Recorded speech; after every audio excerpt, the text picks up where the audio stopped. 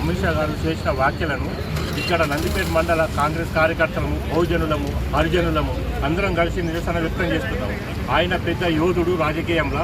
ఆయనని ఇలాంటి అనుచిత వ్యాఖ్యలు చేసి అంబేద్కర్ గారిని కించపరిస్తే రాబోయే పిల్లల తరము ఎలా మారుతుందో వాళ్ళే అర్థం చేసుకోవాలి.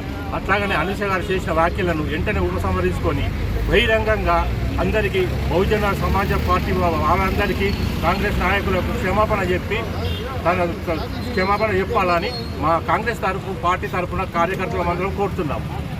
పార్లమెంట్ సమావేశాలలో ఏదైతే మన రాజ్యాంగ నిర్మాత అయినటువంటి డాక్టర్ బాబాసాహెబ్ గారి అంబేద్కర్ గారిని చులకనగా మాట్లాడినటువంటి అమిత్ షా గారు వెంటనే క్షమాపణ చెప్పాలని చెప్పేసి ఈరోజు మేము ఇక్కడ మన ఆర్మూర్ కాన్స్టిట్యున్సీ ఇన్ఛార్జు వినయన్న గారి ఆదేశాల మేరకు ఇక్కడ మేము నిరసన వ్యక్తం చేయడం జరిగింది. ఈ అంబేద్కర్ ముందు నుంచి మేము ఒకటే చెప్తా ఉన్నాం, నందిపేట మండల కాంగ్రెస్ పార్టీ తరఫున అమిత్ షా గారు ఏదైతే డాక్టర్ బాబాసాహెబ్ అంబేద్కర్ గారు రచించినటువంటి రాజ్యాంగంలోని హక్కుల ద్వారానే ఇవాళ నువ్వు ఒక మంత్రి పదవి చేస్తూ ఉన్నావు. ఒక పార్లమెంట్లో 3వసారి మంత్రి పదవి చేస్తున్నటువంటి వ్యక్తివి అవహేళన చేస్తూ రాజ్యాంగాన్ని రచించినటువంటి ఒక పెద్ద మనిషిని పట్టుకొని ఇవాళ ప్రతి ఒక్కరింట్లో, దళితులింట్లో, బడుగు బలహీన వర్గాల వారింట్లో, మైనార్టీలింట్లో, ప్రతి ఒక్కరింట్లో ఒక దేవుడిగా కొలుస్తున్నటువంటి డాక్టర్ బాబాసాహెబ్ అంబేద్కర్ గారిని నువ్వు అనుచిత వ్యాఖ్యలు చేయడం అనేది సిగ్గుచేయడని చెప్పేసి చెప్తా ఉన్నాం. మీకు అసలు కొద్ది అయిన జ్ఞానం ఉంటే మీరు ఖచ్చితంగా ఆయనకు క్షమాపణ చెప్పాలి.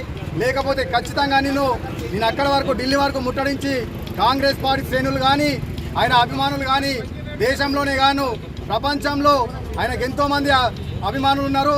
ఆయన రచించినటువంటి రాజ్యాంగం ద్వారానే ఇక్కడ ఎంతోమందికి బడుగు బలహీన వర్గాలకు కానీ ఎంతోమంది నిరుపేదలకు కానీ ఇవాళ ఇక మన హక్కులు కలిగి ఉన్నామంటే ఇవాళ అయిన వాళ్ళని అని చెప్పేసి మేము చెప్తా ఉన్నాం.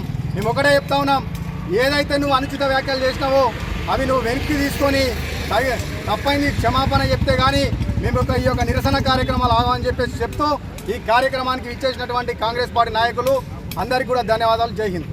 పార్లమెంట్ సమావేశాల్లో అమిత్ షా గారు చేసినటువంటి అంటే ఈ దేశానికి స్వాతంత్రం వచ్చిన తర్వాత ఏదైతే రాజ్యాంగాన్ని రచించబడినటువంటి ఒక మహానేత, దైవంతో సమానంగా పూజించేటటువంటి ఒక మహానేత అయినటువంటి డాక్టర్ బిఆర్ అంబేద్కర్ గారి గురించి ఆయన చేసినటువంటి వ్యాఖ్యలు ఏమైతే ఉన్నాయో అవి నిజానికి దేశ ప్రజలకు బహిరంగంగా పబ్లిక్ అందరికి పత్రికాముఖంగా క్షమాపణలు చెప్పాల్సినటువంటి పరిస్థితి ఉన్నది. ఎందుకంటే ఈరోజు ప్రజలందరూ కూడా ఇటువంటి వాతావరణంలో మతాలు కులాలకు అతీతంగా అందరూ వాళ్ళ హక్కులు అన్నీ కల్పించుకొని స్వేచ్ఛాయుత వాతావరణంలో బ్రతుకుతున్నటువంటి పరిస్థితుల్లో ఈ దేశాన్ని కల్పించినటువంటి రాజ్యాంగ నేత, రాజ్యాంగం పట్ల రాజ్యాంగాన్ని నిర్మించి రాజ్యాంగాన్ని ఒక గీత ప్లేస్లో ఉంచినటువంటి ఒక మహానేత గురించి మీరు ఇటువంటి వ్యాఖ్యలు చేయడం సరైన పద్ధతి కాదు. అందులో ఒక మీరు కేంద్ర మంత్రి పదవిలో ఉండి ఇటువంటి వ్యాఖ్యలు చేయడం సరైన పద్ధతి కాదు.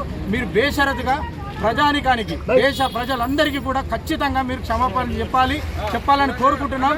లేదంటే ప్రతినిత్యం ప్రతిసారి మీరు క్షమాపణ చెప్పేటంత వరకు కాంగ్రెస్ పార్టీ తరఫున కానీ అంబేద్కర్ వారసుల తరఫున కానీ ఖచ్చితంగా మీకు ఎప్పుడు వెంబడిస్తూ మీ పట్ల దీన్ని నిరసన తెలియజేస్తూ ఉంటామని చెప్పి తెలియజేస్తున్నాం. జై హింద్, జై భీమ్. ఈరోజు ఆర్మూర్ నియోజకవర్గ ఇన్ఛార్జ్ వినయ్ కుమార్ రెడ్డి గారి ఆధ్వర్యంలో పిలుపు మేరకు కేంద్రం లోపల అమిత్ షా గారు అంబేద్కర్ రాజ్యాంగం రచించినటువంటి వ్యక్తి అంబేద్కర్ బాబాసాహెబ్ గారిని గురించి మాట్లాడడం విడ్డూరం అని చెప్పి ఆయన ఒక 3 సంవత్సరాలు మంత్రి పదవిలో ఉండి కూడా ఇలాంటి మాటలు మాట్లాడడం మంచిది కాదు, సరికాదు. ఆ మాటల్ని వెనక్కి తీసుకుంటే మంచిగా ఉంటుంది. బడుగు బలైన వర్గాల ఆశాజ్యోతి అయినటువంటి బాబాసాహెబ్ గారికి ఎంతో మేలు చేసినటువంటి వ్యక్తి బాబాసాహెబ్ గారు. అందరికి కూడా మేలు చేసినటువంటి వ్యక్తి.